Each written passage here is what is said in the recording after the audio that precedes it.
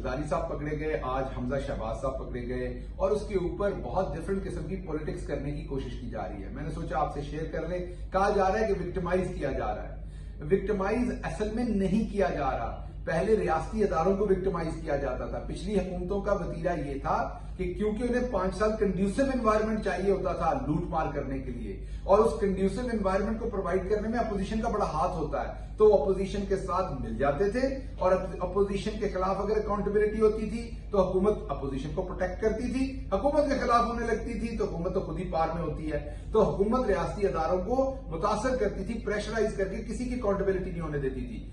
इस हुकूमत का फर्क यह है, और वो फर्क है जो 23 साल पहले इमरान खान साहब ने नारा लगाया था इस मुल्क में कि इंसाफ होगा और करप्शन के खिलाफ अकाउंटेबिलिटी होगी।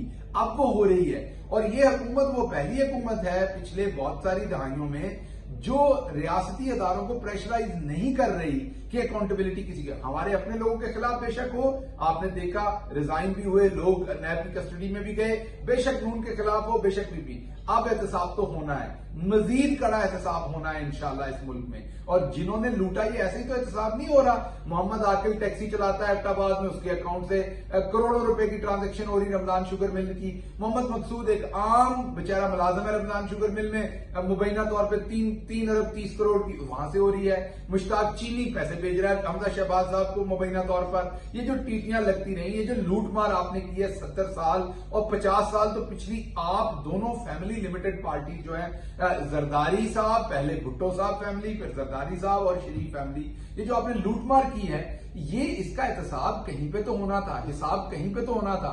अभी आपको देना पड़ना है। अब आप एहतजाज करना चाहते हैं, बिल्कुल जाइए सड़कों पे, नैरेटिव दीजिए, आवाम को कीजिए ये हमने चोरी की थी, अब हमारी अकाउंटेबिलिटी हो रही है। ये हमारे हजारों गुना असासे बढ़ गए थे, आप गरीब होते गए, आपकी मिलें डूबती गई स्टील की, हमारी ऊपर जाती गई। ये कैसी फैमिली है जो जलावतन होती है फिर भी इनका बिजनेस जो है ऊपर के ऊपर जाता है। तो आपसे वैसे तो एहतजाज भी नहीं होना, गर्मी बहुत है, जरूर शौक पूरा कीजिए, आपको कोई रुकावट नहीं डाली जाएगी।